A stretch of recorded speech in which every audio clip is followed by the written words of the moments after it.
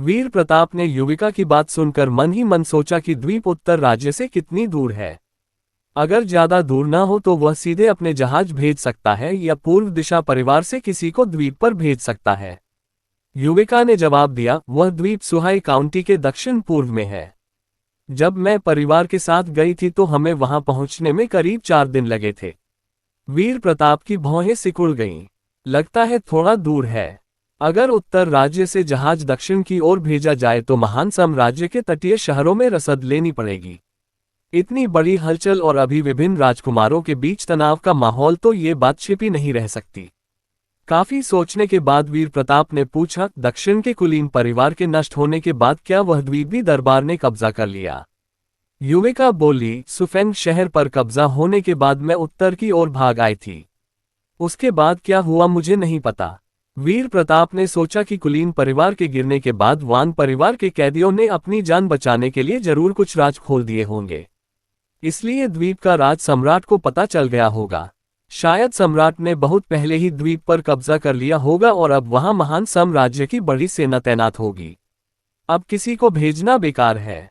सबसे अच्छा यही है कि सिंहासन हासिल करने के बाद द्वीप की स्थिति देखी जाए। वीर प्रताप को गहरी सोच में डूबा देख युविका का मन थोड़ा भटक गया। इस पल उसे वीर प्रताप बेहद सुंदर, आकर्षक और शानदार लग रहे थे। खासकर जब वे गहरी सोच में डूबे होते थे तब उनमें एक अनोखा जादू था जो युविका के दिल में रोमांच पैदा कर रहा था। युविका मन ही मन सोचने लगी कि उत्तर के राजकुमार की स्त्री बनना शायद उसके लिए इतना बुरा भी नहीं है। हालांकि अफवाहें थीं कि उत्तर का राजकुमार बेहद कामुक और भोगी है, पर अब उसे लग रहा था कि इतने सुंदर चेहरे वाले पुरुष के सामने कोई स्त्री खुद को रोक नहीं सकती। शायद वे स्त्रियां ही उन्हें लुभाती होंगी और मजबूर होकर वीर प्रताप उनके साथ संबंध बना लेते होंगे। जब युविका यही सोच रही थी तभी वीर प्रताप ने अचानक सिर घुमाकर उसकी ओर देख लिया। युविका को लगा जैसे वह चोरी पकड़ी गई हो। उसके गाल लाल हो गए। इसके अलावा जब वीर प्रताप ने उसकी बीमारी ठीक करते हुए उसके शरीर में गर्म प्राण शक्ति डाली थी तो उसके पूरे शरीर में एक अनोखी गर्मी फैल गई थी। अब वह गर्मी और बढ़ती जा रही थी जिससे वह बेचैन हो रही थी। युविका के लाल और शर्मीले चेहरे को देख वीर प्रताप की दिलचस्पी जाग उठी। वे बोले, पूर्व महल की उन महिला अधिकारियों ने तुम्हें काफी कुछ सिखाया होगा ना? युविका ने शर्म से लाल चेहरा किए हुए हल्के से सिर हिलाया और धीमी आवाज में कहा, हाँ। वीर प्रताप ने जूते उतारे और बिस्तर पर लेट गए। युविका से बोले, अब तुम्हारी कला देखते हैं। वीर प्रताप संत नहीं थे, इसलिए युविका जैसी खूबसूरत स्त्री को भेंट में मिलने पर वे खुशी खुशी स्वीकार कर रहे थे। जब वीर प्रताप लेट गए तो युविका थोड़ी खोई खोई सी लग रही थी। हालांकि महिला अधिकारियों ने उसे क्या करना है सिखाया था, पर यह उसका पहला असली अनुभव था। पहली बार किसी पुरुष की सेवा करना। इसके अलावा दक्षिण के कुलीन परिवार की बेटी होने के नाते वह हमेशा आराम की जिंदगी जीती थी। अचानक किसी पुरुष की सेवा करने का बोझ उसके मन पर भारी पड़ रहा था। शर्म से उसका चेहरा जल रहा था, पर फिर भी यह सोचकर कि सिर्फ वीर प्रताप को खुश करके ही वह उत्तर राजप्रासाद में रह सकती है और वेश्यालय की गंदगी से बच सकती है, उसने हिम्मत की। युविका ने जूते उतारे, फिर अपनी नाजुक मोती जैसी उंगलियों से वीर प्रताप के वस्त्र उतारने लगी। पूरी तरह वीर प्रताप तकिए पर सिर रखे उसे देख रहे थे। वे खुद कुछ नहीं कर रहे थे, मन ही मन सोच रहे थे कि अगर युविका पुरुष की सेवा में निपुण निकली तो उसे उनकी पत्नियों और रखेलों को सिखाने का काम सौंप दिया जाए। इसलिए वे अब युविका का परीक्षण कर रहे थे कि वह कितनी अच्छी परफॉर्म करेगी। युविका के हाथ बेहद कोमल थे। उसने जल्दी से वीर प्रताप के वस्त्र उतार दिए। जब उसने देखा कि वीर प्रताप अभी भी कपड़े पहने हैं तो वीर प्रताप ने बेफिक्री से कहा, अपने कपड़े भी उतार दो। ये सुन युविका का चेहरा और लाल हो गया। वह धीरे से बोली, जी राजकुमार। उसने तेजी से अपना वस्त्र खोला और वीर प्रताप के सामने खुद को नंगा कर दिया। जब उसने नीचे देखा और कुछ चीजें देखी तो वह चौंक गई। फिर यह सोचकर कि राजकुमार को अच्छी तरह सेवा करने पर ही उसकी जिंदगी आसान होगी, युविका ने डर को दबाया और वीर प्रताप की सेवा शुरू कर दी। उनकी मालिश करने लगी। युविका के कोमल स्पर्श देख वीर प्रताप मुस्कुराकर बोले, लगता है पूर्व महल की उन स्त्रियों से तुमने सचमुच अच्छे से सीखा है। ये सुन युविका को गहरी शर्मिंदगी हुई। पहले दक्षिण के कुलीन परिवार सिंहासन तक को नियंत्रित कर सकते थे और सम्राट का भी विरोध कर सकते थे। उस समय उनके परिवार के युवक युवतियों की हैसियत बहुत ऊंची थी। कुछ राजकुमार या जागीरदार भी उनके सामने विनम्र रहते थे, पर अब परिवार नष्ट हो गया। शेन कन के लिए उसे उत्तर के राजकुमार के सामने ये सब करना पड़ रहा है। एक पल के लिए युविका के मन में गहरी उदासी और दुख भर गया। उसने कभी सपने में भी नहीं सोचा था कि वह एक दिन उत्तर के राजकुमार के सामने ये सब करेगी और वे उसकी कला पर टिप्पणी करेंगे। हालांकि मन में बहुत दुख था, पर युविका ने हाथों की गति नहीं रोकी। आगे का समय युविका ने पूरी निष्ठा से वीर प्रताप की मालिश की, पर वीर प्रताप जैसे जवान पुरुष के लिए युविका की कोशिशें अभी भी काफी नहीं थीं। वीर प्रताप ने तुरंत करवट ली और युविका को अपने नीचे दबा लिया। युविका चौंक गई। वह कुछ कहने ही वाली थी कि वीर प्रताप ने हाथ से उसका मुंह बंद कर दिया। युविका सिर्फ दबी हुई आवाजें निकाल पाए। वीर प्रताप ने युविका को चूमा नहीं। उन्हें कुछ चीजें चखने का मन नहीं था, पर बिना चुंबन के भी युविका अंत में हार गई। बधाई हो स्वामी, आपने एक नई रखेल प्राप्त की। इनाम जनरेटर का नक्शा और 10 जनरेटर सेट। स्वामी ने रखेल के साथ स्नेह बढ़ाया। प्राण शुद्धि मंत्र के अनुभव अंक बड़े, हृदय नियंत्रण विद्या के अनुभव अंक 1000 बड़े, तीसरी परत में ब्रेक थ्रू। सुबह जब युविका की आंख खुली तो उसे लगा कि 2 मजबूत बाहें उसकी पतली कमर को कसकर जकड़े हुए हैं और उसकी पीठ पर कुछ बोझ सा है। एक पल के लिए उसे कल रात की सारी घटनाएं याद आ गईं। युविका ने सिर तकिए पर रख दिया जैसे सब कुछ भूल जाना चाहती हो। काफी देर बाद उसे पुरुष की आवाज सुनाई दी, पूर्व महल में तुमने जो कौशल सीखा था वह उपयोगी तो है, पर अभी और अभ्यास की जरूरत है। ये सुन युविका तुरंत घबरा गई। उसे समझ नहीं आ रहा था कि क्या वह वीर प्रताप के परीक्षण में पास हो गई या नहीं।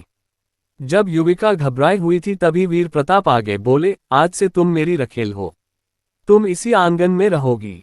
स्नान करके दासी से कहना कि वह तुम्हें वायु मंडप ले जाए। रानी साहिबा से मिलना है। वीर प्रताप की बात सुन युविका के मन का बोझ आखिरकार उतर गया। वह परीक्षण में पास हो गई थी। हालांकि उसे लग रहा था कि कल रात उसने वीर प्रताप की अच्छी सेवा नहीं की थी और ज्यादातर काम वीर प्रताप ने ही किया था। फिर भी अब उसके पास भविष्य का सहारा हो गया था और उसकी बीमारी भी खत्म हो गई। अगर वह उत्तर राजप्रासाद में रह सके तो दक्षिण की पुरानी जिंदगी भले न लौटे, पर बेघर होने से तो बेहतर है। सामान्य दिनों की तरह वीर प्रताप बिस्तर पर नहीं रुके। स्नान करके कपड़े बदलकर वे राजनीति सभा भवन की ओर चले गए। आज छोटी सभा थी और वे किसी स्त्री के लिए उसे टाल नहीं सकते थे। छोटी सभा में अधिकारियों ने उत्तर राज्य के विभिन्न जिलों की इस साल की स्थिति बताई। वीर प्रताप ध्यान से सुनते रहे। जब सभी अधिकारियों ने अपनी रिपोर्ट दे दी तो वीर प्रताप की नज़र कृषि विभाग के अधिकारी पर पड़ी। कृषि विभाग नया बनाया गया विभाग था। वीर प्रताप ने इसे इसलिए बनाया था ताकि तेजी से उच्च उपज वाली फसलों को बढ़ावा दिया जा सके और उत्तर राज्य को अनाज की कमी से छुटकारा मिले। वीर प्रताप ने पूछा, आलू और शकरकंद जैसी फसलों का प्रचार कैसा चल रहा है? कृषि मंत्री ने तुरंत जवाब दिया, राजकुमार, वर्तमान प्रगति के अनुसार अगले साल उच्च उपज वाली फसलें पूरे उत्तर राज्य में फैला दी जाएंगी। तब उत्तर राज्य के आम लोग पेट भरने की चिंता नहीं करेंगे। कृषि मंत्री का जवाब सुन वीर प्रताप हल्के से मुस्कुराए। लगता है इन फसलों का प्रचार उनकी उम्मीद से भी तेज हो रहा है। बहुत अच्छा, अगले साल शरद ऋतु आते ही वे दक्षिण की ओर सेना लेकर जाएंगे। वीर प्रताप ने बाकी सरकारी कामों के बारे में भी पूछा। करीब 2 घंटे बाद छोटी सभा खत्म हुई। वे उत्तर राजप्रासाद लौटे और अध्ययन कक्ष जाने ही वाले थे कि अचानक लिन वान्युन ने पीछे से उन्हें पुकारा। वीर वीर। लिन वान्युन की आवाज सुन वीर प्रताप मुड़े। उन्होंने देखा कि लिन वान्युन के परिपक्व मोहक गाल हल्के लाल हो रहे हैं। वे थोड़ी शर्मीली लग रही थीं। हालांकि लिन वान्युन चित्रा के साथ मिलकर वीर प्रताप को वीर कहती थी, पर उन्हें अभी भी यह संबोधन अजीब लगता था। इस छोटे से छोकरे के साथ घनिष्ठ संबंध बनाने के बाद उन्हें वीर कहना और भी अजीब लगता था। पर वीर प्रताप की जिद थी, इसलिए उन्हें मजबूरन ऐसा कहना पड़ता था। वीर प्रताप ने पूछा, युन आंटी क्या बात है? लिन वान्युन ने एक चिट्ठी निकाली और वीर प्रताप को थमा दी। रोंग रोंग ने लिखा है, वह कुछ दिनों में राजप्रासाद लौट रही है। ये शब्द सुन वीर प्रताप एक पल के लिए ठिठक गए। फिर उन्होंने तेजी से लिन वान्युन के हाथ से चिट्ठी ली, लिफाफा खोला और ध्यान से पढ़ने लगे। चेन वानरों की सुंदर काया, उसकी ठंडी शालीनता और अप्सरा जैसी खूबसूरती याद आते ही वीर प्रताप के मन में एक लहर उठी। पर उन्होंने अपने अंदर की उत्तेजना को तुरंत दबा दिया और लिन वान्युन से मुस्कुराकर बोले, यून आंटी मैं समझ गया। मुझे कुछ काम है, मैं अध्ययन कक्ष जा रहा हूँ। लिन वान्युन बोली, ठीक है जाओ। वीर प्रताप मुड़े और अध्ययन कक्ष की ओर चले गए। उनकी पीठ देख लिन वान्युन मन ही मन लंबी सांस भरकर रह गई। वीर प्रताप अध्ययन कक्ष पहुंचे तो थोड़ी देर बाद मो शिंग अंदर आया। राजकुमार को प्रणाम। वीर प्रताप ने हुंकार भरी और सिर हिलाया। उनकी नजर हाथ में पकड़े नक्शों से नहीं हट रही थी। वे उन्हें गौर से देख रहे थे। मो शिंग को उत्सुकता हो रही थी कि वीर प्रताप क्या देख रहे हैं। जब मो शिंग पूछने ही वाला था कि राजकुमार ने उसे क्यों बुलाया है, तभी वीर प्रताप बोले, भाप वाले रेल इंजन का उत्पादन प्रक्रिया अब परिपक्व हो गई है। अब इंजन बनाने और पटरी बिछाने का काम दूसरे लोग संभालेंगे। मुझे तुम्हें एक और महत्वपूर्ण काम सौंपना है। मो शिंग एक पल के लिए स्तब्ध रह गया। और महत्वपूर्ण काम? वीर प्रताप ने नक्शे मो शिंग को थमा दिए। मो शिंग ने उन्हें लेकर ध्यान से देखा। काफी देर बाद उलझन भरे स्वर में पूछा, राजकुमार यह क्या है? वीर प्रताप बोले, यह विद्युत जनरेटर का नक्शा है। मो शिंग ने विद्युत जनरेटर शब्द पहली बार सुना था। उसे इसका उपयोग क्या है इसका अंदाजा भी नहीं था। वीर प्रताप के होंठ हल्के से ऊपर मुड़ गए। फिर उन्होंने समझाया, यह एक ऐसी मशीन है जो बिजली पैदा कर सकती है और उसे नियंत्रित भी कर सकती है। ये सुन मो शिंग पूरी तरह हैरान रह गया। बिजली को नियंत्रित करना, उसने पहले कभी सपने में भी नहीं सोचा था कि ऐसी चीज हो सकती है। उनके लिए बिजली मतलब विनाश था। इतिहास में लोग आकाश की बिजली से डरते थे और उसे बुरे कर्मों की सजा मानते थे, जैसे कहते हैं बिजली गिरना। मो शिंग को विश्वास नहीं हो रहा था कि इस दुनिया में बिजली को नियंत्रित करने वाली मशीन बनाई जा सकती है। अगर ऐसी मशीन बन गई तो ठहरो, भले ही मशीन बन जाए, इसका उपयोग क्या होगा? क्या इसे हथियार के रूप में इस्तेमाल किया जा सकता है, जैसे बिजली छोड़कर दुश्मनों पर हमला करना या कुछ ऐसा? उत्तर राजप्रासाद। वायुमंडप। वीर प्रताप का रहने वाला वायुमंडप पूरे राजप्रासाद का सबसे बड़ा आंगन था। पिछले कुछ दिनों से वीर प्रताप ने इसके एक हिस्से को छोटे से धान के खेत में बदल दिया था। फिर उसमें कुछ दिव्य धान के बीज बो दिए थे। छोटे धान के खेत के किनारे किनारे वीर प्रताप को चहलकदमी करते देख मालविका उत्सुकता से उनके पास आई और पूछा, राजकुमार आप यहाँ क्या बो रहे हैं? वीर प्रताप ने मुड़कर मालविका की ओर देखा और मुस्कुराते हुए कहा, एक खास तरह का धान। मालविका को जब पता चला कि यह धान है तो उनका मन और उलझ गया। वीर प्रताप इतना छोटा खेत रोज कई बार जाकर देख रहे हैं। क्या इस धान में कोई खास बात है? मालविका ने फिर पूछा, क्या ये धान कुछ खास है? वीर प्रताप मुस्कुराए, बिल्कुल। अगर साधारण धान होता तो मैं खुद इसे बोकर और देखभाल करके समय क्यों बर्बाद करता? मालविका की जिज्ञासा और बढ़ गई, पर अचानक उनके मन में नाग फीनिक्स वृक्ष की बात याद आ गई। चूंकि वीर प्रताप कह रहे हैं कि यह धान खास है और वे खुद इसकी देखभाल कर रहे हैं, तो शायद ये भी नाग फीनिक्स वृक्ष की तरह किसी अमर पुरुष द्वारा दिया गया है। अगर अमर पुरुष का दिया हुआ है तो ज्यादा पूछना ठीक नहीं, कहीं कोई राज बाहर न निकल जाए। ये सोचकर मालविका ने और कुछ नहीं पूछा। जब मालविका ने और पूछा नहीं तो वीर प्रताप मुस्कुराकर बोले, रानी तुम्हें इस धान की खास बात जानने की इच्छा नहीं हुई? मालविका हल्के से मुस्कुराई और बोली, अगर यह धान राजकुमार के व्यक्तिगत ध्यान का पात्र है तो जरूर बहुत मूल्यवान होगा। इस दासी को ज्यादा पूछने की जरूरत नहीं, कहीं आपके कोई राज बाहर न निकल जाए। मालविका की बात सुन वीर प्रताप हंसे, मूल्यवान है या नहीं ये तो जब यह उग आएगा तब पता चलेगा। दिव्य प्रणाली ने पहले ही बता दिया था कि दिव्य धान को उन जगहों पर बोना चाहिए जहां प्राण ऊर्जा थोड़ी ज्यादा हो। नाग फीनिक्स वृक्ष के कारण उत्तर राजप्रासाद में बाहर की तुलना में प्राण ऊर्जा थोड़ी अधिक थी, पर वीर प्रताप को यकीन नहीं था कि इतनी ऊर्जा दिव्य पौधों के लिए काफी होगी। फिर भी कोशिश करने में क्या हर्ज था? इस दुनिया में प्राण ऊर्जा से भरपूर जगहें कम थीं। सिर्फ 3 किलो दिव्य धान के बीज बेकार पड़े रहने से क्या फायदा? बेहतर था कि बो दिए जाएं, शायद उग ही जाएं। तभी एक दासी आंगन में आए और बोली, राजकुमार सेनापति लियांग आपसे मिलना चाहते हैं। ये सुन वीर प्रताप बिना एक पल रुके सीधे अध्ययन कक्ष की ओर चल पड़े। अध्ययन कक्ष में घुसते ही लियांग जोंग ने पहले सम्मानपूर्वक प्रणाम किया, फिर अपने पास लाए हुई खुफिया रिपोर्ट वीर प्रताप को सौंप दी और साथ ही रिपोर्ट किया, राजधानी में हालात काफी अशांत हो गए हैं। कई राजकुमारों पर हत्या के प्रयास हुए हैं। युवराज विक्रम पर भी हमला हुआ था। इसके अलावा महान साम्राज्य के विभिन्न जिलों में कई योद्धा गायब हो गए हैं और उनका कोई अता पता नहीं है। वीर प्रताप लियांगजोन की रिपोर्ट सुनते हुए और हाथ में रिपोर्ट पढ़ते हुए भौहें सिकोड़कर रह गए। अगर सिर्फ राजधानी में सत्ता की लड़ाई तेज हुई होती तो समझ आता। आखिर उनके पिताश्री सम्राट लगभग मरने की हालत में थे, इसलिए राजकुमार अब खुद को रोक नहीं पा रहे थे और सिंहासन के लिए होड़ मचा रहे थे। पर वीर प्रताप को सबसे ज्यादा उलझन महान साम्राज्य के जिलों में योद्धाओं के गायब होने की बात से हो रही थी। रिपोर्ट के अनुसार गायब हुए योद्धे लगभग सभी 5वीं श्रेणी या उससे ऊपर के थे। हालांकि उत्तर राज्य में 5वीं श्रेणी के योद्धे अब आम हो चुके थे, पर विशाल महान साम्राज्य में वे इतने सारे नहीं थे। इसके अलावा गायब हुए योद्धों में न सिर्फ 5वीं श्रेणी के थे बल्कि 9वीं श्रेणी के भी थे। 9वीं श्रेणी तक पहुंचे योद्धों के पीछे बड़ी बड़ी शक्तियां होती थीं, जैसे कोई संगठन, कुलीन परिवार या शक्तिशाली जमींदार। अगर किसी ने 9वीं श्रेणी के योद्धों को निशाना बनाया है तो उनके पीछे की शक्तियां चुप नहीं बैठ सकती। पर यहां तो कोई एक शक्ति पूरे क्षेत्र को निशाना बना रही है।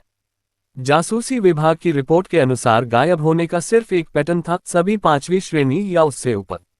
चाहे किसी भी योद्धा समूह से हो, लगभग हर शक्ति को नुकसान हुआ है।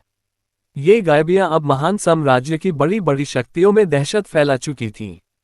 सामान्य दिनों में वे शक्तियां किसी विद्रोही राजकुमार से नहीं डरती थीं क्योंकि वे हमेशा विजेता का साथ दे सकती थीं।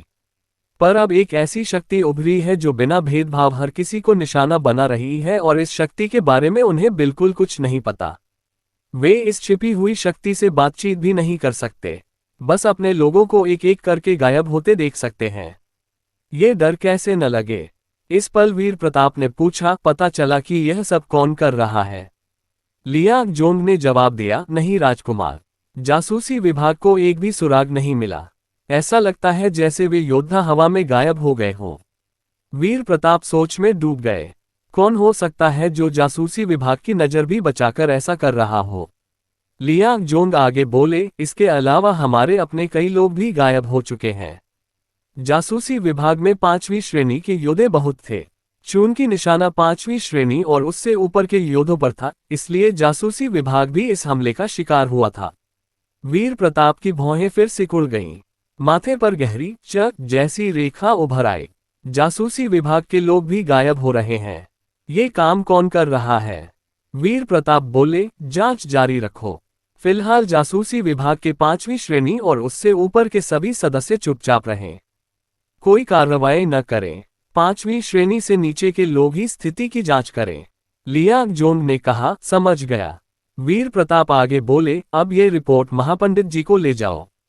लियांगजोंग ने वीर प्रताप के हाथ से खुफिया रिपोर्ट ले ली, मुट्ठी बांधकर सलाम किया और बोला, ये दास जाता है। लियांगजोंग के जाते ही वीर प्रताप अपनी मेज पर बैठ गए, फिर गहरी सोच में डूब गए। आखिर कौन है जो 5वीं श्रेणी से ऊपर के योद्धाओं को निशाना बना रहा है? क्या दूसरे साम्राज्यों में भी ऐसी घटनाएं हो रही हैं? ये सोचते ही वीर प्रताप ने तुरंत दासी से कहा, छोटी हूं, जाओ वंदना देवी को अध्ययन कक्ष बुला लाओ। कह दो कि इस राजकुमार को उनसे जरूरी बात करनी है। जी राजकुमार। जल्दी ही वंदना अध्ययन कक्ष में आ पहुंची। अंदर घुसते ही उन्होंने देखा कि वीर प्रताप गंभीर चेहरे से मेज पर रखे नक्शे को घूर रहे हैं। साफ था कि कोई गंभीर बात करनी है। वंदना ने तुरंत पूछा, राजकुमार, क्या मुझे कोई काम सौंपना है? वीर प्रताप सीधे मुद्दे पर आए, बारिश सुनने वाले मंडप के लोगों को भेजो। पता करो कि क्या दूसरे साम्राज्यों में भी हाल में योद्धाओं की बड़े पैमाने पर गायबियां हुई हैं। ये सुन वंदना एक पल के लिए ठिठक गईं। उन्हें समझ नहीं आया कि वीर प्रताप बारिश सुनने वाले मंडप को ये काम क्यों सौंप रहे हैं। आखिर जासूसी विभाग ने तो ज्यादातर काम संभाल लिया है। बारिश सुनने वाले मंडप में भी जासूसी विभाग के लोग तैनात हैं।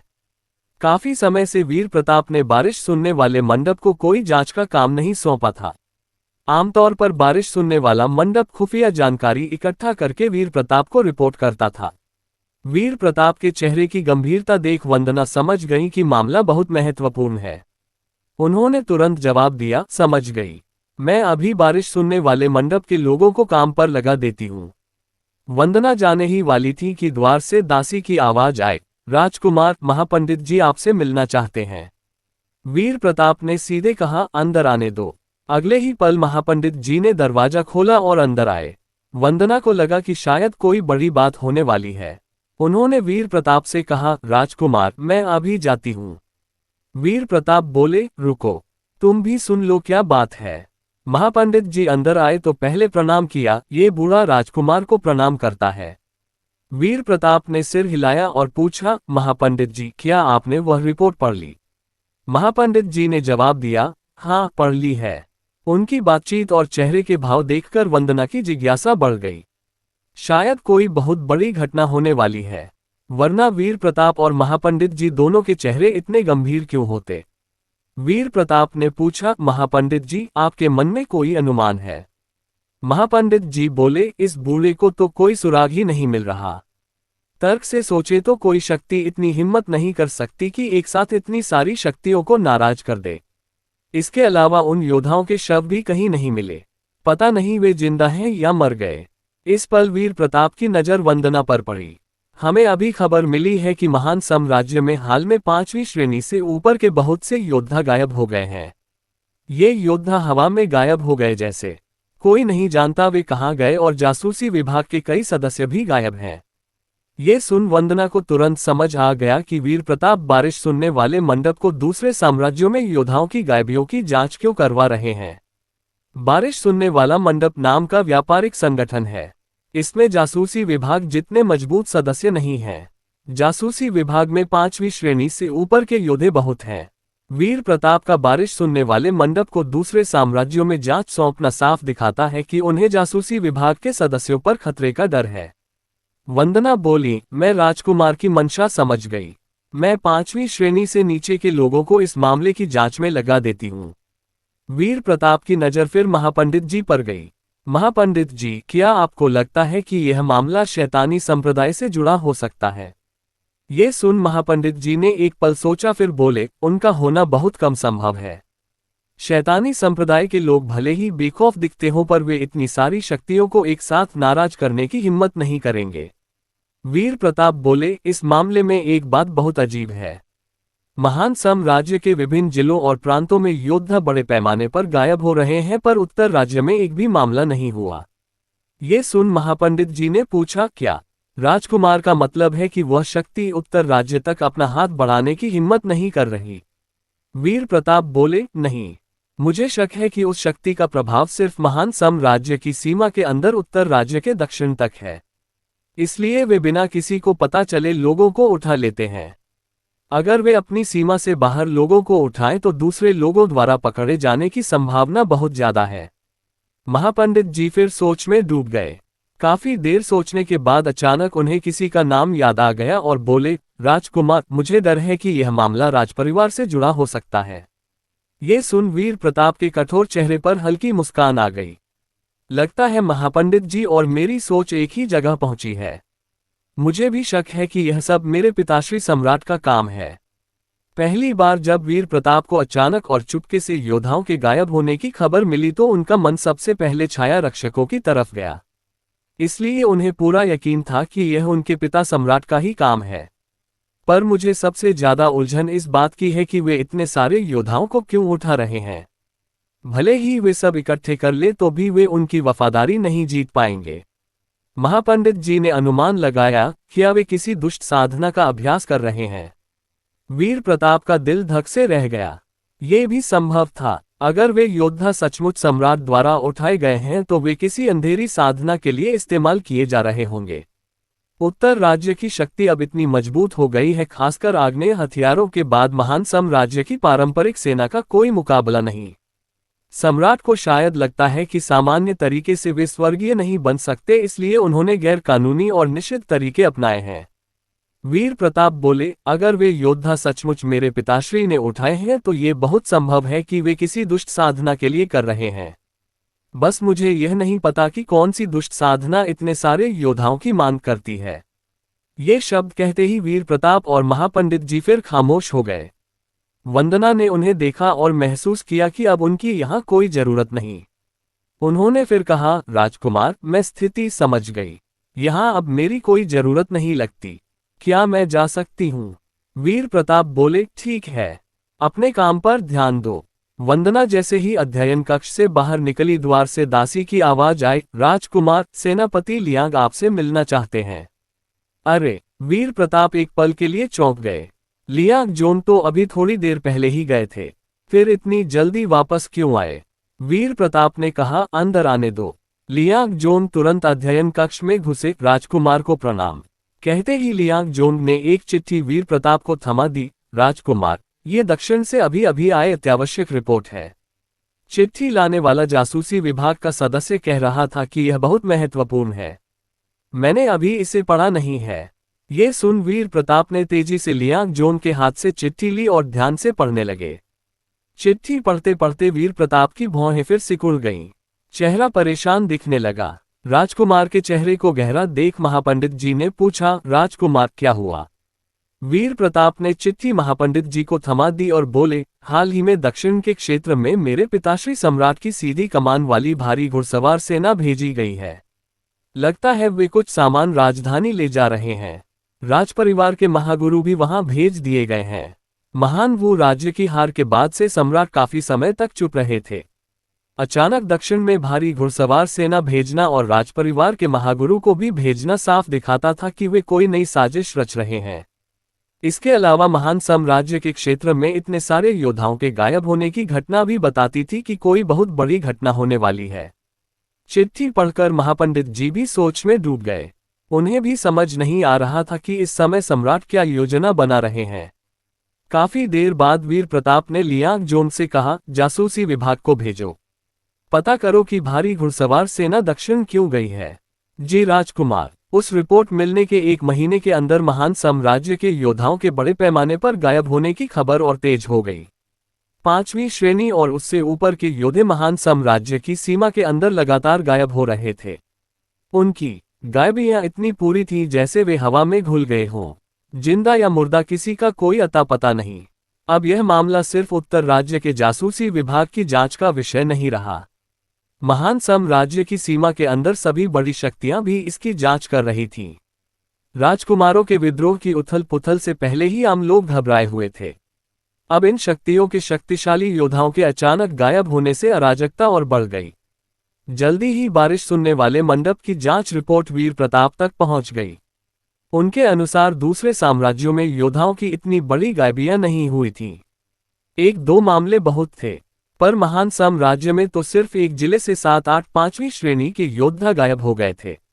इन गायबियों की सबसे अजीब बात यह थी कि ये योद्धा पूरी तरह गायब हो गए। उनका एक ही समानता थी, 5वीं श्रेणी या उससे ऊपर, और वे एक दूसरे को जानते भी नहीं थे। उत्तर राजप्रासाद, अध्ययन कक्ष। वीर प्रताप अपनी मेज के सामने बैठे महान साम्राज्य के योद्धाओं के गायब होने की खुफिया रिपोर्ट को ध्यान से व्यवस्थित कर रहे थे। जासूसी विभाग की गिनती के अनुसार गायब लोगों की संख्या अब 20,000 से ऊपर पहुंच चुकी थी। ये सभी 5वीं श्रेणी से ऊपर के योद्धा थे। ये घटना सभी साम्राज्यों में हलचल मचा चुकी थी।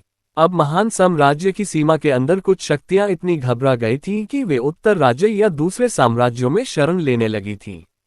युवराज विक्रम रीजेंट के रूप में पहले ही कई लोगों को इस मामले की जांच के लिए भेज चुके थे, पर कोई सुराग नहीं मिला। गायब लोग हवा में घुल गए जैसे। हाँ, विक्रम ने जांच के लिए जो लोग भेजे थे वे उनके अपने गुट के नहीं थे। राजधानी में स्थिति दिन प्रतिदिन खतरनाक होती जा रही थी, इसलिए उन्हें अपने लोगों को राजधानी के आसपास ही रखना था। अगर वे अपने लोगों को बाहर भेजते तो क्या होता अगर कोई अनहोनी हो जाती। दरबार इस मामले पर बिल्कुल उदासीन था। इससे पीछे की शक्ति और भी बेखौफ हो गई। अब वे इतनी हिम्मत कर चुकी थी कि राजधानी के अंदर भी योद्धा गायब होने लगे थे। वीर प्रताप मेज पर बिछी रिपोर्टों को देखते हुए सोच रहे थे कि क्या उनके पिताश्री सम्राट ने अवशोषण विद्या जैसी कोई साधना सीख ली है, इसलिए वे इतने सारे योद्धाओं को पकड़कर उनकी शक्ति चूस रहे हैं। पर भले ही सम्राट ने अवशोषण विद्या सीख ली हो तो भी वे इससे स्वर्गीय नहीं बन सकते। स्वर्गीय बनने के लिए इस दुनिया की परीक्षा पास करनी पड़ती है। ये नियम अटल है। वीर प्रताप को भी अपनी दिव्य प्रणाली के बावजूद इसे टालने की इजाजत नहीं। उन्हें यकीन नहीं था कि सम्राट इस दुनिया की परीक्षा को छल सकते हैं। हाँ, किसी को अस्थायी रूप से स्वर्गीय मानव क्षेत्र तक शक्ति पहुंचाना अभी भी संभव था। वीर प्रताप सोच रहे थे कि शायद उनके पिताश्री को डर है कि एक दिन उत्तर राज्य दक्षिण चढ़कर सिंहासन के लिए लड़ सकता है, इसलिए उन्होंने पहले से ही उत्तर राज्य के स्वर्गीय योद्धा का मुकाबला करने का कोई उपाय ढूंढ लिया है। इसी समय वीर प्रताप की नज़र एक रिपोर्ट पर पड़ी, मुख्य रूप से दक्षिण की भारी घुड़सवार सेना से संबंधित। जासूसी विभाग की जांच के अनुसार यह पक्का हो चुका था कि भारी घुड़सवार सेना दक्षिण इसलिए गई थी क्योंकि उन्हें कुछ सामान राजधानी ले जाना था। पर जांच करने वाले लोग 5वीं श्रेणी से नीचे के थे, इसलिए ठीक ठीक पता नहीं चल पाया कि वे क्या ले जा रहे थे। जासूसी विभाग की तो बात छोड़ो, दरबार के सदस्यों को भी नहीं पता था कि भारी घुड़सवार सेना दक्षिण क्यों भेजी गई। लोग सिर्फ इतना जानते थे कि यह सम्राट का आदेश है। आदेश क्यों दिया गया, यह शायद सिर्फ सम्राट को ही मालूम है। फिर भी महान साम्राज्य में हाल में कई अफवाहें उड़ रही थीं। कुछ कहते थे कि सम्राट को समुद्र में एक द्वीप मिला है जहां अमर पुरुष रहते हैं और भारी घुड़सवार सेना अमर औषधि ले जा रही है। अगर सम्राट अमर औषधि खा ले तो उनकी सेहत ठीक होने की संभावना है। यह अफवाह सुन राजकुमार और भी बेचैन हो गए। अगर सम्राट की सेहत ठीक हो गई तो उनका सिंहासन हथियाने का मौका और कम हो जाएगा। वे सम्राट के मरने का इंतजार कर रहे थे। अब जब उनकी सेहत ठीक होने की उम्मीद जागी तो वे कैसे बेचैन न हो। हाथ में पकड़ी रिपोर्ट को नीचे रखकर वीर प्रताप ने दोनों हाथों से अपने कनपटियां दबाईं। महान साम्राज्य की सीमा के अंदर 5वीं श्रेणी से ऊपर के योद्धे अब बहुत खतरे में थे। इससे जासूसी विभाग की कार्रवाई भी सीमित हो गई थी। ये जांच करना कि गायबिया सम्राट से जुड़ी है या नहीं, आसान काम नहीं था। पर वीर प्रताप को धुंधला सा एहसास हो रहा था कि योद्धाओं की बड़े पैमाने पर गायबिया दक्षिण से राजधानी लाए जा रहे सामान से जुड़ी हो सकती है।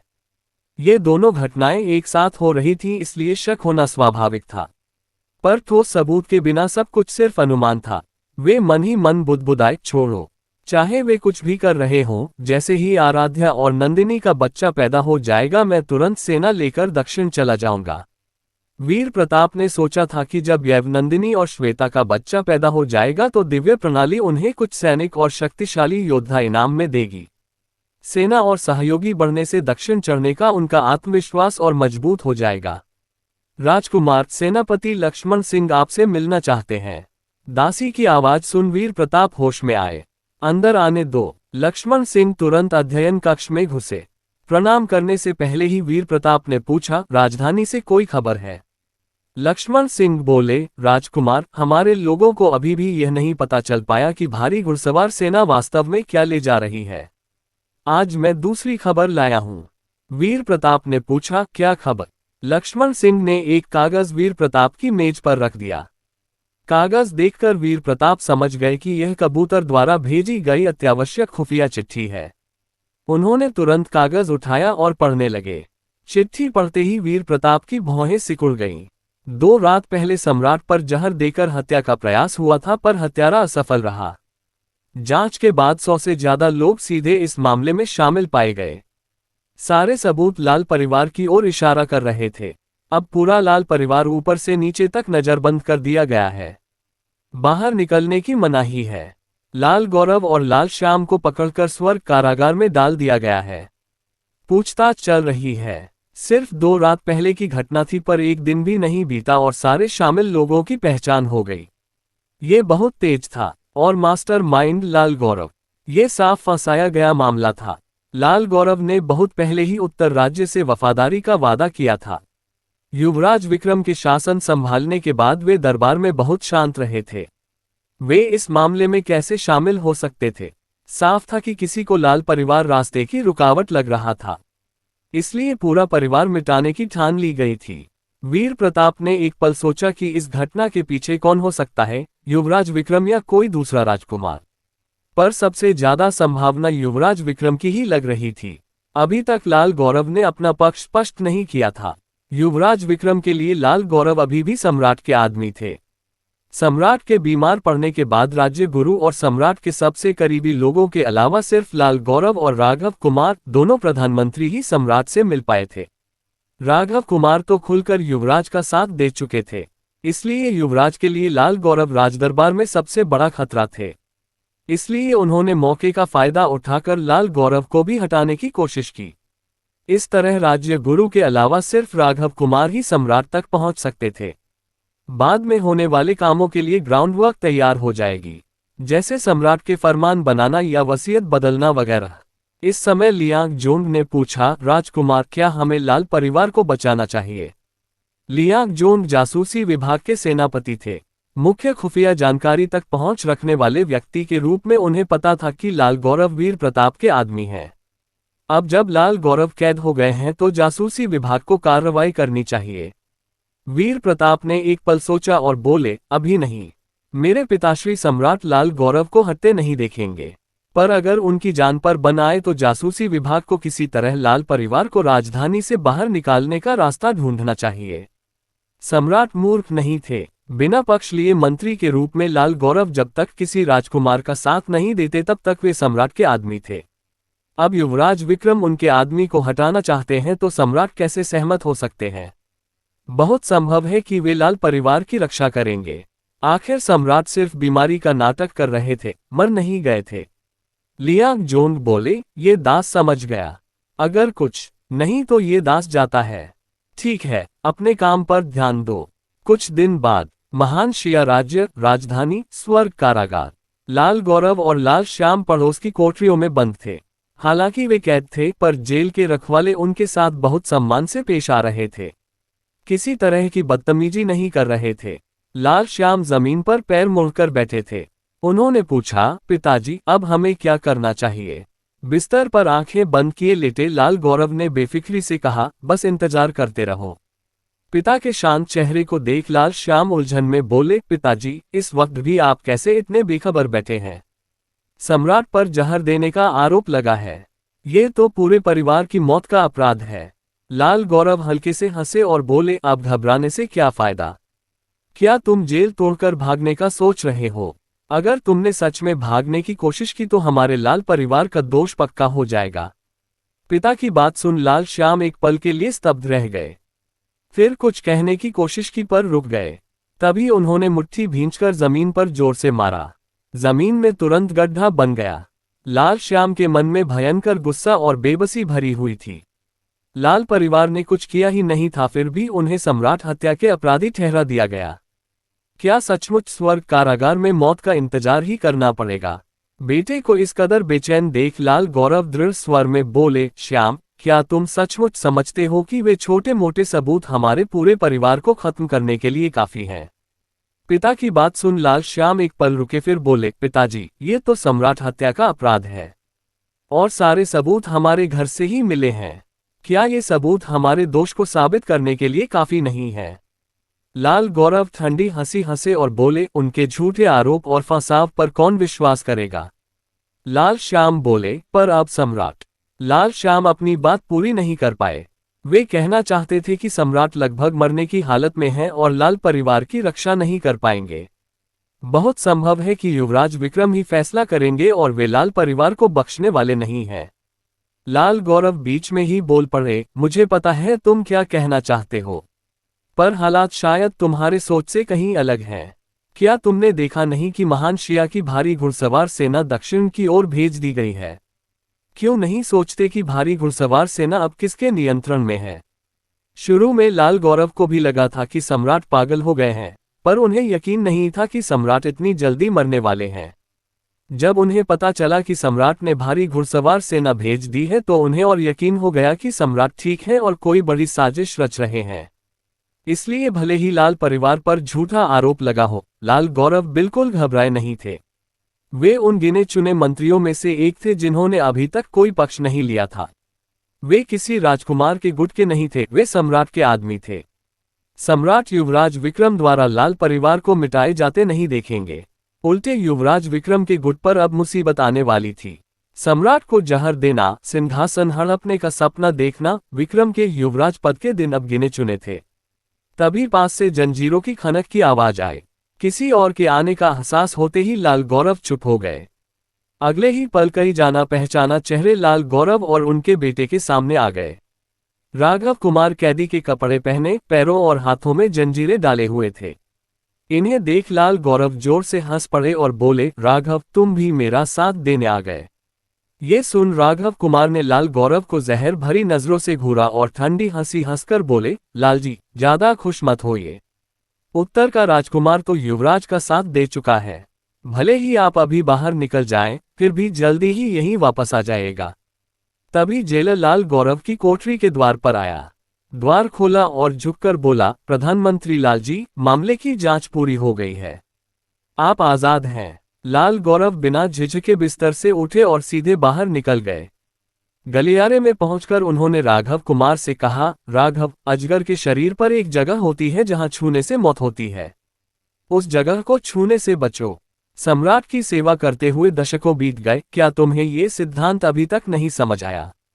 इस बार तुम यहां आए हो तो बाहर निकलना शायद सिर्फ फांसी के तख्ते तक ही होगा। ये शब्द कहकर लाल गौरव सीधे बाहर चले गए। राघव कुमार की गालियां अनसुनी कर दी। आगे के दिनों में लाल परिवार पर लगा आरोप साफ हो गया और लाल गौरव फिर दरबार में लौट आए।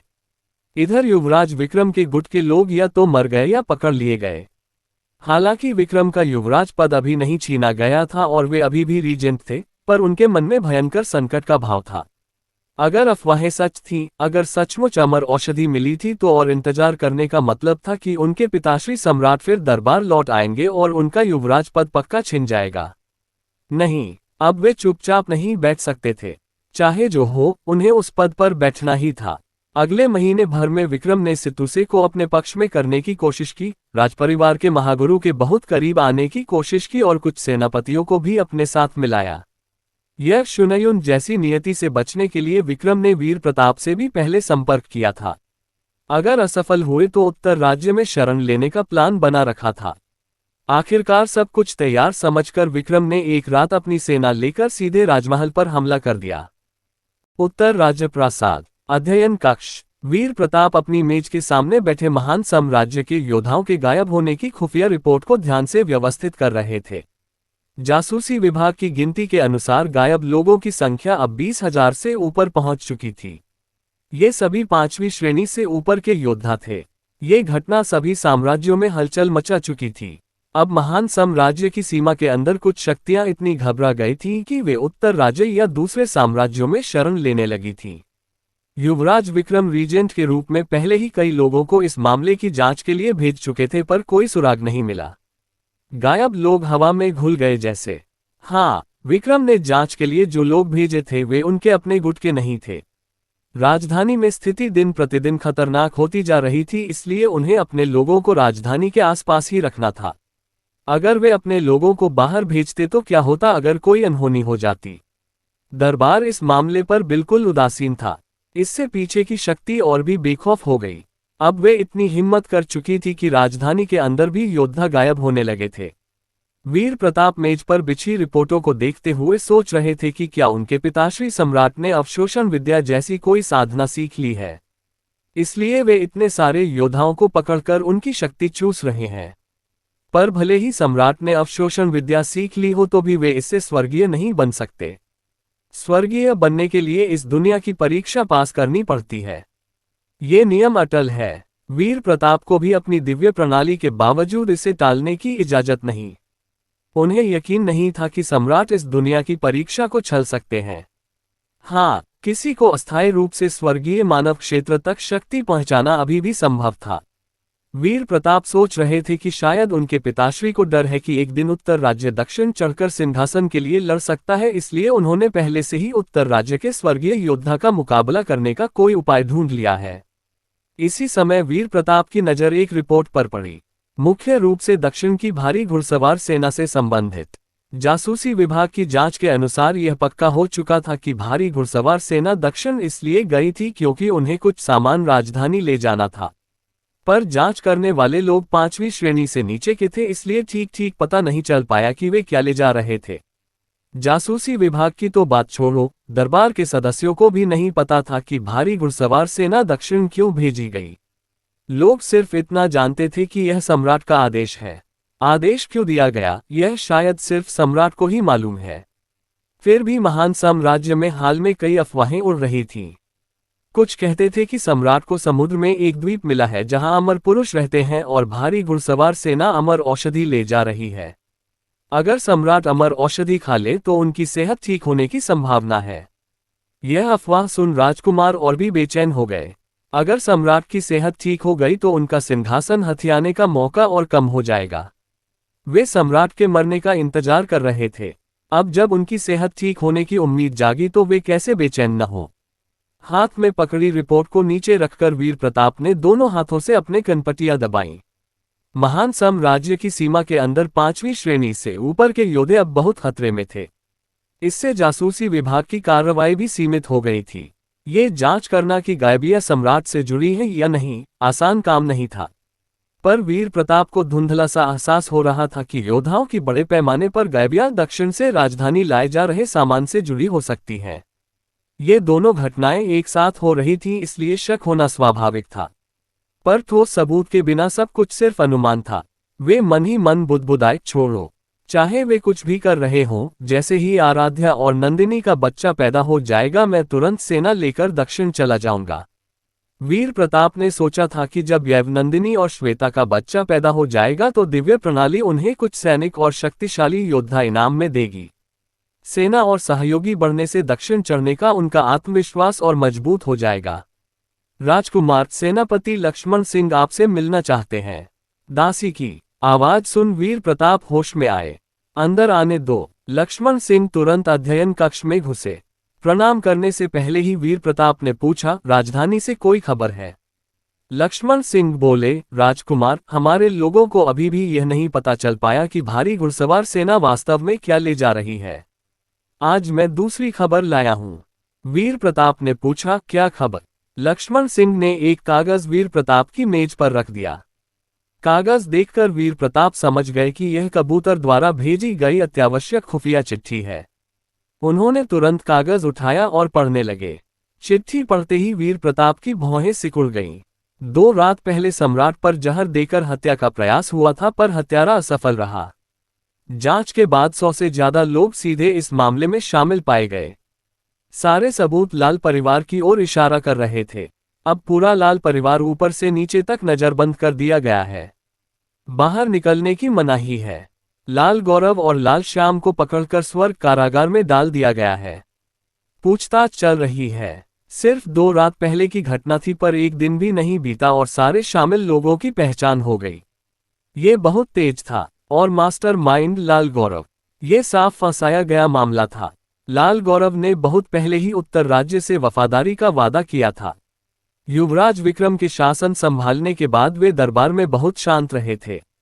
वे इस मामले में कैसे शामिल हो सकते थे? वीर प्रताप मुस्कुराकर बोले, कोई बड़ी बात नहीं।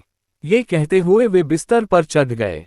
जुनूती घबराकर तुरंत हटने लगी, पर जैसे ही वे हटी वीर प्रताप ने उन्हें पलट दिया और अपने नीचे दबा लिया।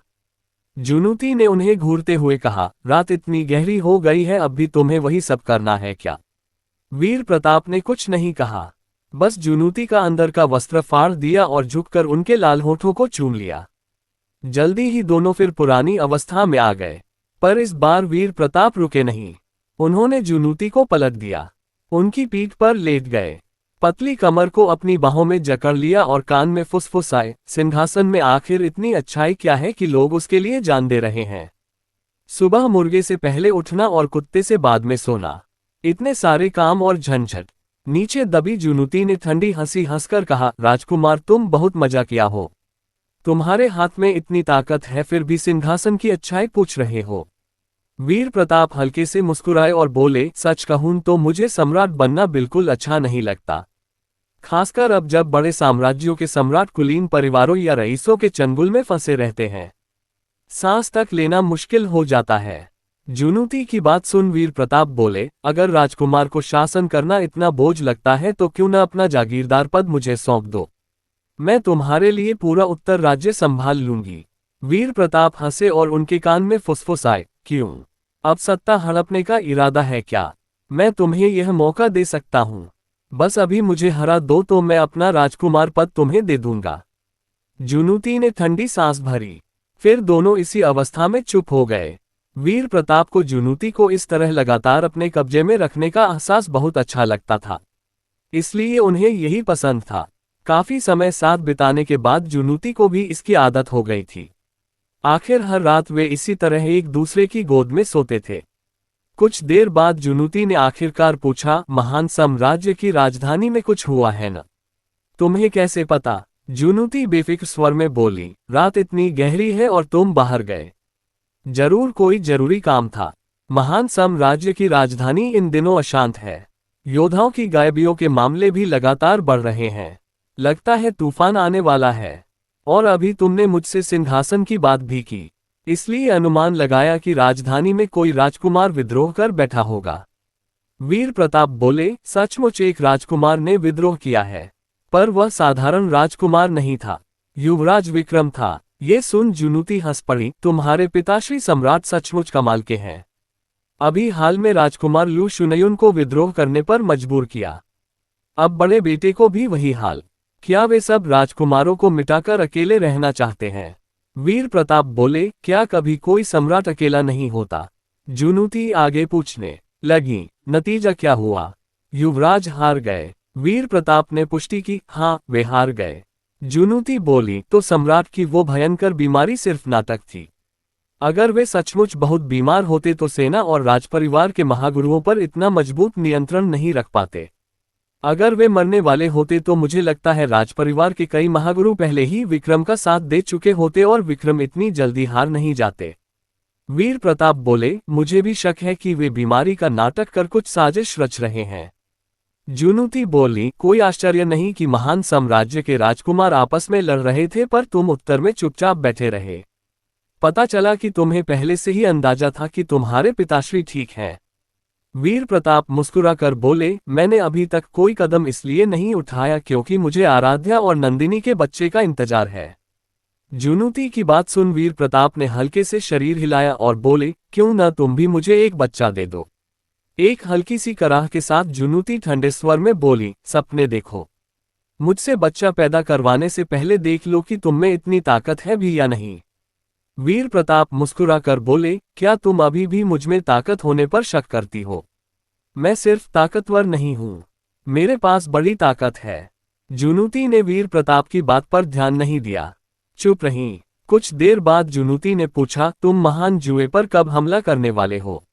वीर प्रताप एक पल रुके, ये सवाल क्यों पूछ रही हो? जूनूती सीधे बोली, मुझे अपनी प्रिय बहन को पहले से बता देना है ताकि वह खुद को तैयार कर सके। वीर प्रताप ने उनके कंधे पर सिर रखकर कहा, अब तुम मेरी स्त्री हो। क्या तुम्हें उत्तर राज्य का साथ नहीं देना चाहिए? फिर भी तुम युए सम्राट को खबर भेजने की सोच रही हो। जूनूती हल्के स्वर में बोली, मुझे डर है कि अगर एक दिन महान जुए पर तुम्हारा कब्जा हो गया तो क्यूरू भी मेरी तरह फंस जाएगी। वीर प्रताप बोले, क्या यह अच्छी बात नहीं होगी? इस तरह दोनों बहनें फिर मिल जाएंगी, फिर जीवन भर साथ रहेंगी। अलग अलग राज्यों में रहकर हर कुछ साल में मिलने की जरूरत नहीं पड़ेगी। जूनूती ठंडे स्वर में बोली, मुझे पहले से पता था कि तुम्हारा यही इरादा है, पर भले ही तुम महान जुए राज्य को हरा दो, वह कभी तुम्हारी स्त्री नहीं बनेगी। वीर प्रताप ने पूछा, क्यों नहीं? जूनूती बोली, वह मेरी तरह नहीं है, वह निष्काम मार्ग पर चलती है, पुरुषों के प्रति कोई भावना नहीं रख सकती। वीर प्रताप मुस्कुराकर बोले, कोई बड़ी बात नहीं। ये कहते हुए वे बिस्तर पर चढ़ गए। जूनूती घबराकर तुरंत हटने लगी, पर जैसे ही वे हटी वीर प्रताप ने उन्हें पलट दिया और अपने नीचे दबा लिया। जूनूती ने उन्हें घूरते हुए कहा, रात इतनी गहरी हो गई है, अब भी तुम्हें वही सब करना है क्या? वीर प्रताप ने कुछ नहीं कहा, बस जूनूती का अंदर का वस्त्र फाड़ दिया और झुककर उनके लाल होठों को चूम लिया। जल्दी ही दोनों फिर पुरानी अवस्था में आ गए, पर इस बार वीर प्रताप रुके नहीं। उन्होंने जूनूती को पलट दिया, उनकी पीठ पर लेट गए, पतली कमर को अपनी बाहों में जकड़ लिया और कान में फुसफुसाए, सिंहासन में आखिर इतनी अच्छाई क्या है कि लोग उसके लिए जान दे रहे हैं? सुबह मुर्गे से पहले उठना और कुत्ते से बाद में सोना, इतने सारे काम और झंझट। नीचे दबी जूनूती ने ठंडी हंसी हंसकर कहा, राजकुमार तुम बहुत मजा किया हो। तुम्हारे हाथ में इतनी ताकत है, फिर भी सिंहासन की अच्छाई पूछ रहे हो। वीर प्रताप हल्के से मुस्कुराए और बोले, सच कहूं तो मुझे सम्राट बनना बिल्कुल अच्छा नहीं लगता, खासकर अब जब बड़े साम्राज्यों के सम्राट कुलीन परिवारों या रईसों के चंगुल में फंसे रहते हैं। सांस तक लेना मुश्किल हो जाता है। जूनूती की बात सुन वीर प्रताप बोले, अगर राजकुमार को शासन करना इतना बोझ लगता है तो क्यों न अपना जागीरदार पद मुझे सौंप दो, मैं तुम्हारे लिए पूरा उत्तर राज्य संभाल लूंगी। वीर प्रताप हंसे और उनके कान में फुसफुसाए, क्यों? अब सत्ता हड़पने का इरादा है क्या? मैं तुम्हें यह मौका दे सकता हूं। बस अभी मुझे हरा दो तो मैं अपना राजकुमार पद तुम्हें दे दूंगा। जुनूती ने ठंडी सांस भरी। फिर दोनों इसी अवस्था में चुप हो गए। वीर प्रताप को जुनूती को इस तरह लगातार अपने कब्जे में रखने का एहसास बहुत अच्छा लगता था, इसलिए उन्हें यही पसंद था।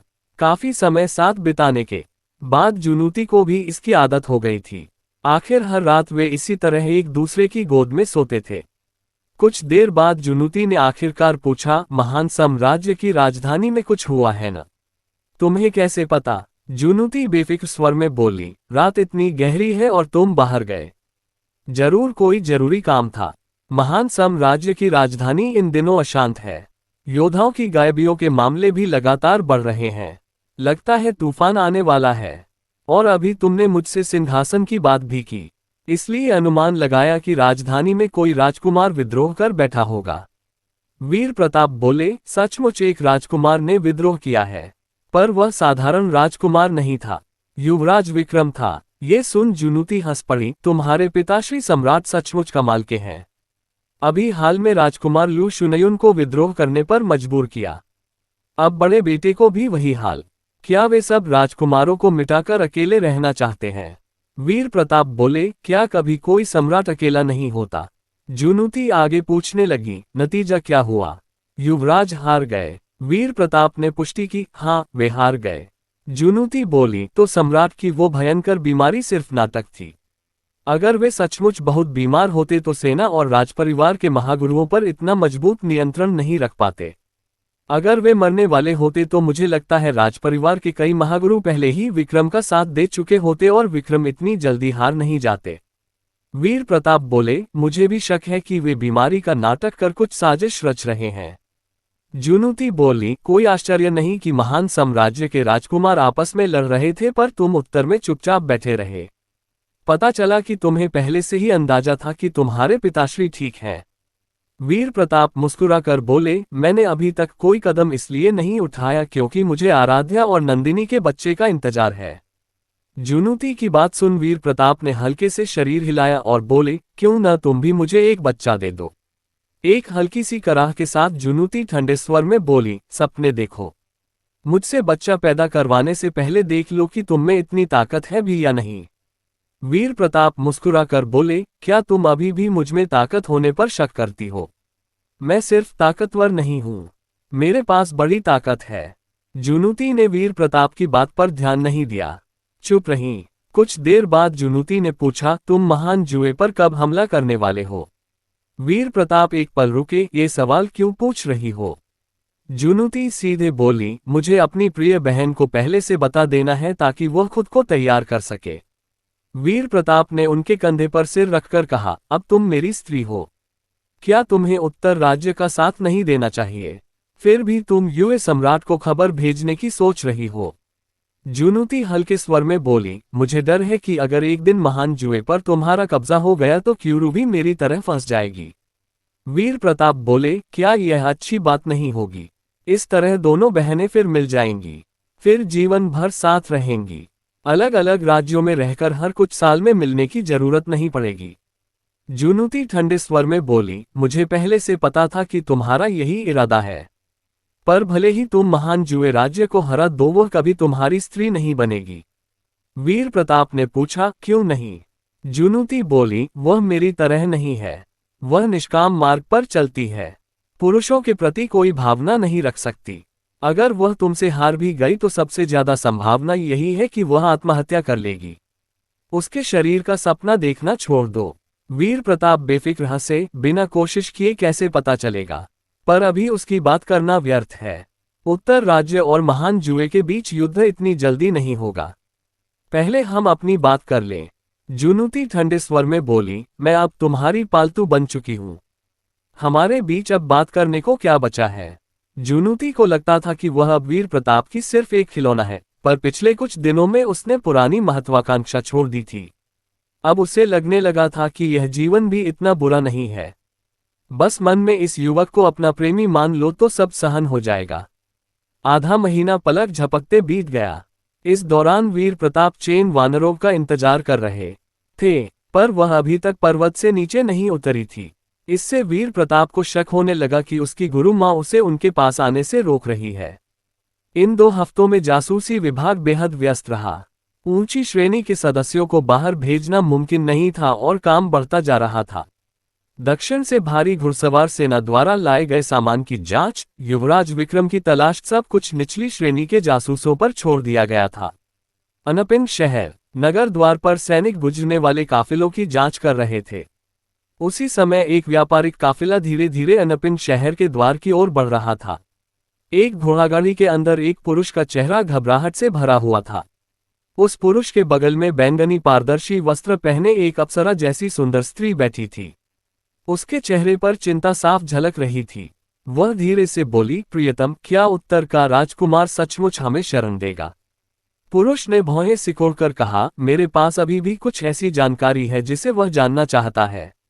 बस वह हमें मिलने को तैयार हो जाए तो मैं उसे सब कुछ बता दूंगा। स्त्री बोली, आखिर तुम उसके बड़े भाई हो। अगर वह भी सिंहासन पर नजर रखता है तो बहुत संभव है कि वह तुम्हें जिंदा नहीं छोड़ेगा। हालांकि महान शिया राज्य ने ज्येष्ठ पुत्र को सिंहासन देने की परंपरा बहुत पहले छोड़ दी थी, पर अभी भी कुछ रूढ़िवादी गुट थे जो उस परंपरा को वापस लाना चाहते थे। अगर युवराज विक्रम जिंदा रहे तो उनके इर्द गिर्द ऐसे लोग इकट्ठा हो सकते थे जो उन्हें उकसा सकते थे। इसलिए स्त्री को यकीन नहीं था कि उत्तर का राजकुमार उन्हें शरण देगा। स्त्री की बात सुन पुरुष का चेहरा और काला पड़ गया। वह बेहद उदास स्वर में बोला, अब मेरे पास कोई रास्ता नहीं बचा है। जल्दी ही काफिला द्वार पर पहुंच गया। युवराज विक्रम के रक्षक ने तेजी से जांच चौकी की ओर बढ़कर सैनिकों को चांदी दिखाए, पर सैनिकों ने रिश्वत नहीं ली। पर्दे के पीछे से ये देख युवराज विक्रम और घबरा गए। तभी उनके रक्षक ने कहा कि वे राजधानी से अनाज ले जाने वाले व्यापारी हैं। सैनिक ने ये सुनकर घोड़ागाड़ी में बैठे लोगों की जांच करने पर जोर दिया। रक्षक हिचकिचाए तो युवराज विक्रम ने अंदर से खांसकर कहा, उन्हें जांचने दो। वे अनपिन शहर तक पहुंचने में सफल हुए थे तो मुख्य कारण उनका वेश बदलना था। युवराज की पत्नी का वेश बदलने का हुनर अद्भुत था। ऐसी हालत में किसी को उन्हें पहचानने की संभावना बहुत कम थी। इसके बाद सैनिकों ने व्यवस्थित जांच शुरू की। जल्दी ही एक सैनिक ने घोड़ागाड़ी का पर्दा हटाया और अंदर बैठे लोगों को एक नज़र देख लिया। कुछ गड़बड़ न दिखने पर सैनिक ने उन्हें बिना किसी परेशानी के अंदर जाने दिया। अनपिन शहर में सुरक्षित घुसते ही युवराज विक्रम ने राहत की सांस ली। अनपिन शहर में घुसने का मतलब था उत्तर राज्य की सीमा में पहुंचना। अब छाया रक्षक उत्तर राज्य के अंदर उन्हें परेशान करने की हिम्मत नहीं करेंगे। जब काफिला धीरे धीरे अनपिन शहर के अंदर घुस रहा था तभी जांच की जिम्मेदारी संभालने वाला सैनिक अपने बगल वाले काले लाल वस्त्र पहने सैनिक से बोला, तुरंत राजकुमार को सूचना दो। लक्ष्य उत्तर राज्य में सुरक्षित पहुंच गया है। वीर प्रताप मुस्कुराकर बोले, कोई बड़ी बात नहीं। ये कहते हुए वे बिस्तर पर चढ़ गए। जुनूती घबराकर तुरंत हटने लगी, पर जैसे ही वे हटी वीर प्रताप ने उन्हें पलट दिया और अपने नीचे दबा लिया। जुनूती ने उन्हें घूरते हुए कहा, रात इतनी गहरी हो गई है, अब भी तुम्हें वही सब करना है क्या?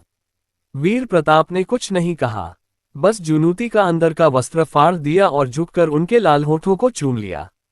जल्दी ही दोनों फिर पुरानी अवस्था में आ गए, पर इस बार वीर प्रताप रुके नहीं। उन्होंने जुनूती को पलट दिया, उनकी पीठ पर लेट गए, पतली कमर को अपनी बाहों में जकड़ लिया और कान में फुसफुसाए, सिंहासन में आखिर इतनी अच्छाई क्या है कि लोग उसके लिए जान दे रहे हैं? सुबह मुर्गे से पहले उठना और कुत्ते से बाद में सोना, इतने सारे काम और झंझट। नीचे दबी जुनूती ने ठंडी हंसी हंसकर कहा, राजकुमार तुम बहुत मजा किया हो। तुम्हारे हाथ में इतनी ताकत है फिर भी सिंहासन की अच्छाई पूछ रहे हो। वीर प्रताप हल्के से मुस्कुराए और बोले, सच कहूं तो मुझे सम्राट बनना बिल्कुल अच्छा नहीं लगता, खासकर अब जब बड़े साम्राज्यों के सम्राट कुलीन परिवारों या रईसों के चंगुल में फंसे रहते हैं। सांस तक लेना मुश्किल हो जाता है। जुनूती की बात सुन वीर प्रताप बोले, अगर राजकुमार को शासन करना इतना बोझ लगता है तो क्यों न अपना जागीरदार पद मुझे सौंप दो, मैं तुम्हारे लिए पूरा उत्तर राज्य संभाल लूंगी। वीर प्रताप हंसे और उनके कान में फुसफुसाए, क्यों? अब सत्ता हड़पने का इरादा है क्या? मैं तुम्हें यह मौका दे सकता हूं, बस अभी मुझे हरा दो तो मैं अपना राजकुमार पद तुम्हें दे दूंगा। जुनूती ने ठंडी सांस भरी, फिर दोनों इसी अवस्था में चुप हो गए। वीर प्रताप को जुनूती को इस तरह लगातार अपने कब्जे में रखने का एहसास बहुत अच्छा लगता था, इसलिए उन्हें यही पसंद था।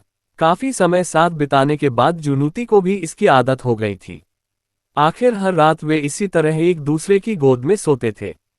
कुछ देर बाद जुनूती ने आखिरकार पूछा, महान साम्राज्य की राजधानी में कुछ हुआ है ना? तुम्हें कैसे पता? जुनूती बेफिक्र स्वर में बोली, रात इतनी गहरी है और तुम बाहर गए। जरूर कोई जरूरी काम था। महान साम्राज्य की राजधानी इन दिनों अशांत है। योद्धाओं की गायबियों के मामले भी लगातार बढ़ रहे हैं। लगता है तूफान आने वाला है। और अभी तुमने मुझसे सिंहासन की बात भी की, इसलिए अनुमान लगाया कि राजधानी में कोई राजकुमार विद्रोह कर बैठा होगा। वीर प्रताप बोले, सचमुच एक राजकुमार ने विद्रोह किया है, पर वह साधारण राजकुमार नहीं था, युवराज विक्रम था। ये सुन जुनूती हंस पड़ी, तुम्हारे पिताश्री सम्राट सचमुच कमाल के हैं। अभी हाल में राजकुमार लू शुनयुन को विद्रोह करने पर मजबूर किया। अब बड़े बेटे को भी वही हाल। क्या वे सब राजकुमारों को मिटाकर अकेले रहना चाहते हैं? वीर प्रताप बोले, क्या कभी कोई सम्राट अकेला नहीं होता? जुनूती आगे पूछने लगी, नतीजा क्या हुआ? युवराज हार गए। वीर प्रताप ने पुष्टि की, हाँ वे हार गए। जुनूती बोली, तो सम्राट की वो भयंकर बीमारी सिर्फ नाटक थी। अगर वे सचमुच बहुत बीमार होते तो सेना और राजपरिवार के महागुरुओं पर इतना मजबूत नियंत्रण नहीं रख पाते। अगर वे मरने वाले होते तो मुझे लगता है राजपरिवार के कई महागुरु पहले ही विक्रम का साथ दे चुके होते और विक्रम इतनी जल्दी हार नहीं जाते। वीर प्रताप बोले, मुझे भी शक है कि वे बीमारी का नाटक कर कुछ साजिश रच रहे हैं। जुनूती बोली, कोई आश्चर्य नहीं कि महान साम्राज्य के राजकुमार आपस में लड़ रहे थे, पर तुम उत्तर में चुपचाप बैठे रहे। पता चला कि तुम्हें पहले से ही अंदाजा था कि तुम्हारे पिताश्री ठीक हैं। वीर प्रताप मुस्कुराकर बोले, मैंने अभी तक कोई कदम इसलिए नहीं उठाया क्योंकि मुझे आराध्या और नंदिनी के बच्चे का इंतजार है। जुनूती की बात सुन वीर प्रताप ने हल्के से शरीर हिलाया और बोले, क्यों न तुम भी मुझे एक बच्चा दे दो।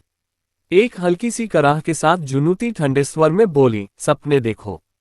मुझसे बच्चा पैदा करवाने से पहले देख लो कि तुम में इतनी ताकत है भी या नहीं। वीर प्रताप मुस्कुराकर बोले, क्या तुम अभी भी मुझमें ताकत होने पर शक करती हो? मैं सिर्फ ताकतवर नहीं हूं, मेरे पास बड़ी ताकत है। जुनूती ने वीर प्रताप की बात पर ध्यान नहीं दिया, चुप रही। कुछ देर बाद जुनूती ने पूछा, तुम महान जुए पर कब हमला करने वाले हो? वीर प्रताप एक पल रुके, ये सवाल क्यों पूछ रही हो? जुनूती सीधे बोली, मुझे अपनी प्रिय बहन को पहले से बता देना है ताकि वह खुद को तैयार कर सके। वीर प्रताप ने उनके कंधे पर सिर रखकर कहा, अब तुम मेरी स्त्री हो। क्या तुम्हें उत्तर राज्य का साथ नहीं देना चाहिए? फिर भी तुम युए सम्राट को खबर भेजने की सोच रही हो। जुनूती हल्के स्वर में बोली, मुझे डर है कि अगर एक दिन महान जुए पर तुम्हारा कब्जा हो गया तो क्यूरू भी मेरी तरह फंस जाएगी।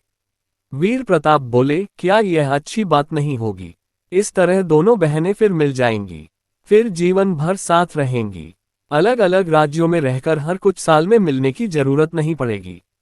जुनूती ठंडे स्वर में बोली, मुझे पहले से पता था कि तुम्हारा यही इरादा है, पर भले ही तुम महान जुए राज्य को हरा दो, वह कभी तुम्हारी स्त्री नहीं बनेगी। वीर प्रताप ने पूछा, क्यों नहीं? जुनूती बोली, वह मेरी तरह नहीं है, वह निष्काम मार्ग पर चलती है, पुरुषों के प्रति कोई भावना नहीं रख सकती। अगर वह तुमसे हार भी गई तो सबसे ज्यादा संभावना यही है कि वह आत्महत्या कर लेगी। उसके शरीर का सपना देखना छोड़ दो। वीर प्रताप बेफिक्र हंसे, बिना कोशिश किए कैसे पता चलेगा? पर अभी उसकी बात करना व्यर्थ है। उत्तर राज्य और महान जुए के बीच युद्ध इतनी जल्दी नहीं होगा, पहले हम अपनी बात कर लें। जुनूती ठंडे स्वर में बोली, मैं अब तुम्हारी पालतू बन चुकी हूं, हमारे बीच अब बात करने को क्या बचा है?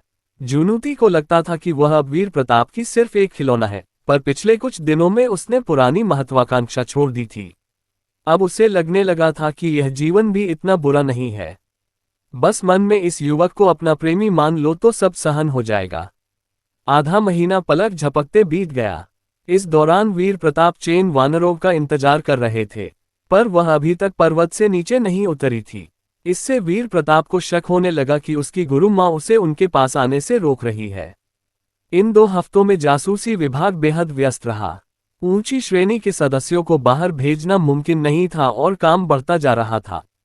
दक्षिण से भारी घुड़सवार सेना द्वारा लाए गए सामान की जांच, युवराज विक्रम की तलाश, सब कुछ निचली श्रेणी के जासूसों पर छोड़ दिया गया था। अनपिन शहर नगर द्वार पर सैनिक गुजरने वाले काफिलों की जांच कर रहे थे। उसी समय एक व्यापारिक काफिला धीरे धीरे अनपिन शहर के द्वार की ओर बढ़ रहा था। एक घोड़ागाड़ी के अंदर एक पुरुष का चेहरा घबराहट से भरा हुआ था। उस पुरुष के बगल में बैंगनी पारदर्शी वस्त्र पहने एक अप्सरा जैसी सुंदर स्त्री बैठी थी। उसके चेहरे पर चिंता साफ झलक रही थी। वह धीरे से बोली, प्रियतम, क्या उत्तर का राजकुमार सचमुच हमें शरण देगा? पुरुष ने भौहें सिकोड़कर कहा, मेरे पास अभी भी कुछ ऐसी जानकारी है जिसे वह जानना चाहता है। बस वह हमें मिलने को तैयार हो जाए तो मैं उसे सब कुछ बता दूंगा। स्त्री बोली, आखिर तुम उसके बड़े भाई हो। अगर वह भी सिंहासन पर नजर रखता है तो बहुत संभव है कि वह तुम्हें जिंदा नहीं छोड़ेगा। हालांकि महान शिया राज्य ने ज्येष्ठ पुत्र को सिंहासन देने की परंपरा बहुत पहले छोड़ दी थी, पर अभी भी कुछ रूढ़िवादी गुट थे जो उस परंपरा को वापस लाना चाहते थे। अगर युवराज विक्रम जिंदा रहे तो उनके इर्द गिर्द ऐसे लोग इकट्ठा हो सकते थे जो उन्हें उकसा सकते थे। इसलिए स्त्री को यकीन नहीं था कि उत्तर का राजकुमार उन्हें शरण देगा। स्त्री की बात सुन पुरुष का चेहरा और काला पड़ गया। वह बेहद उदास स्वर में बोला, अब मेरे पास कोई रास्ता नहीं बचा है। जल्दी ही काफिला द्वार पर पहुंच गया। युवराज विक्रम के रक्षक ने तेजी से जांच चौकी की ओर बढ़कर सैनिकों को चांदी दिखाए, पर सैनिकों ने रिश्वत नहीं ली। पर्दे के पीछे से ये देख युवराज विक्रम और घबरा गए। तभी उनके रक्षक ने कहा कि वे राजधानी से अनाज ले जाने वाले व्यापारी हैं। सैनिक ने ये सुनकर घोड़ागाड़ी में बैठे लोगों की जांच करने पर जोर दिया। रक्षक हिचकिचाए तो युवराज विक्रम ने अंदर से खांसकर कहा, उन्हें जांचने दो। वे अनपिन शहर तक पहुंचने में सफल हुए थे तो मुख्य कारण उनका वेश बदलना था। युवराज की पत्नी का वेश बदलने का हुनर अद्भुत था। ऐसी हालत में किसी को उन्हें पहचानने की संभावना बहुत कम थी। इसके बाद सैनिकों ने व्यवस्थित जांच शुरू की। जल्दी ही एक सैनिक ने घोड़ागाड़ी का पर्दा हटाया और अंदर बैठे लोगों को एक नज़र देख लिया। कुछ गड़बड़ न दिखने पर सैनिक ने उन्हें बिना किसी परेशानी के अंदर जाने दिया। अनपिन शहर में सुरक्षित घुसते ही युवराज विक्रम ने राहत की सांस ली। अनपिन शहर में घुसने का मतलब था उत्तर राज्य की सीमा में पहुंचना। अब छाया रक्षक उत्तर राज्य के अंदर उन्हें परेशान करने की हिम्मत नहीं करेंगे। जब काफिला धीरे धीरे अनपिन शहर के अंदर घुस रहा था तभी जांच की जिम्मेदारी संभालने वाला सैनिक अपने बगल वाले काले लाल वस्त्र पहने सैनिक से बोला, तुरंत राजकुमार को सूचना दो। लक्ष्य उत्तर राज्य में सुरक्षित पहुंच गया है। वीर प्रताप की नजर उनके बगल में खड़ी श्वे लिंगलोन पर लगातार टिकी हुई देख विक्रम की भौहें सिकुड़ गईं। उन्हें अचानक पुरानी अफवाहें याद आ गईं कि उनका नौवां भाई बेहद कामुक है। जो भी सुंदर स्त्री देखता है उसे हासिल करने के लिए कुछ भी कर गुजरता है। यहां तक कि चित्रा को भी उसने नहीं छोड़ा था। विक्रम के मन में तुरंत नाराजगी भर गई। हालांकि उन्होंने शादी के बाद श्वे लिंगलोन के शरीर को कभी नहीं छुआ था, फिर भी नामात्र की युवराज पत्नी थी, उनकी स्त्री थी। वीर प्रताप का अपनी ही भाभी पर नजर रखना कोई पुरुष बर्दाश्त नहीं कर सकता। उसी पल वीर प्रताप ने श्वे लिंगलोन की ओर मुड़कर कहा, भाभी, कितने साल हो गए आखिरी बार मिले? आप तो पहले से और भी सुंदर हो गई हैं। ये शब्द सुन श्वे लिंगलोन एक पल के लिए स्तब्ध रह गईं। फिर घबराई हुई नजरों से बगल में खड़े विक्रम की ओर देखा। नौवां भाई मजाक कर रहे हैं। मैं तो बूढ़ी हो रही हूँ। बदसूरत हो जानी चाहिए, सुंदर कैसे हो सकती हूँ? वीर प्रताप मुस्कुराकर बोले, स्त्री की उम्र बढ़ने से शालीनता आती है, वह और भी सुंदर हो जाती है। भाभी जैसी शालीन स्त्री कभी बदसूरत नहीं हो सकती। विक्रम अब और सुन नहीं पाए। उन्होंने सीधे वीर प्रताप से कहा, नौवां भाई, इस बार हमें शरण देने के लिए मैं तुम्हारा बहुत आभारी हूँ, वरना मेरे पास कहीं और जाने का रास्ता ही न था। वीर प्रताप बोले, भाई और मैं एक ही खून के हैं। भाई मुसीबत में हो तो मदद करना तो बनता है। भविष्य में अगर भाई को उत्तर राज्य में किसी चीज की जरूरत हो तो बिना झिझक बताना। जितना मेरे बस में हो उतना भाई की इच्छा पूरी कर दूंगा। वीर प्रताप को आज विक्रम से उनके राज उगलवाने का कोई इरादा नहीं था। आखिर विक्रम अभी उसी दिन यानपुर पहुंचे थे। ये सुन विक्रम ने लंबी सांस भरी और बोले, नौवां भाई, हम भाई हमेशा सोचते थे कि जैसे ही तुम्हें अपना जागीर मिल गया तो तुम धुंधला जीवन जीते रहोगे। हमें उम्मीद नहीं थी कि तुम न सिर्फ उत्तर राज्य के आम लोगों को समृद्धि दोगे बल्कि इतनी भयंकर सैन्य शक्ति भी जमा कर लोगे। हम सबने तुम्हें गलत समझा था। अगर नौवां भाई ने राजधानी में अपनी प्रतिभा दिखाई होती तो पिताजी ने तुम्हें युवराज बना दिया होता। हम भाई भी पूरी तरह संतुष्ट हो जाते। वीर प्रताप मुस्कुराए और बोले, मुझे उस पद में ज्यादा रुचि नहीं है। भाई ने कुछ समय तक रीजेंसी संभाली है, निश्चित रूप से दरबार की चालाकियों को समझ गए होंगे। उन मंत्रियों से दिमागी कसरत करने से बेहतर तो उत्तर राज्य आकर निश्चिंत राजकुमार बनना है ना। भाई क्या कहते हो? विक्रम मुस्कुराए और बोले, नौवां भाई जो कह रहे हो वही सही। उसी पल वीर प्रताप बोले, भाई मुझे अभी कुछ काम है, मैं पहले लौटता हूँ। ये कहते हुए वीर प्रताप की नजर फिर श्वेलिंगलॉन पर घूम गई। हल्के बैंगनी पारदर्शी लंबे वस्त्र में लिपटी श्वेलिंगलॉन की भरा पूरा सुंदर शरीर साफ झलक रहा था। हालांकि वे शालीन और सुंदर लग रही थीं, पर वीर प्रताप को उनमें हमेशा एक जंगलीपन सा महसूस होता था। वीर प्रताप मन ही मन सोच रहे थे कि यह स्त्री सचमुच सुंदर है, पर थोड़ी क्रूर भी। उन्होंने तो विक्रम को नपुंसक बनाने वाली साधना का ग्रंथ ही दे दिया था। विक्रम को जबरदस्ती नपुंसक बना दिया। कोई आश्चर्य नहीं कि युविका जब उत्तर राजप्रासाद भेजी गई थी तो वह अभी भी कुंवारी थी। विक्रम को वाकई राहत मिली थी। वीर प्रताप को सचमुच यकीन था कि उनका बड़ा भाई योद्धा साधना में इतना डूबा है कि सुंदरियों में रुचि नहीं लेता, पर असल में वह असमर्थ था। विक्रम मुस्कुराकर बोले, ठीक है नौवां भाई, तुम अपने काम पर जाओ, मैं तुम्हें नहीं रोकूंगा। इसके बाद वीर प्रताप मुड़कर लू महल से बाहर चले गए। वीर प्रताप के जाते ही विक्रम का चेहरा काला पड़ गया। उन्होंने श्वेलिंगलॉन पर गुस्से से फट पड़े।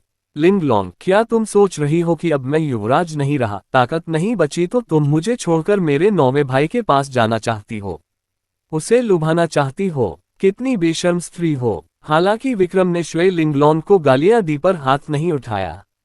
उनकी हैसियत बहुत खास थी, वे उन्हें मारने की हिम्मत नहीं कर सकते थे।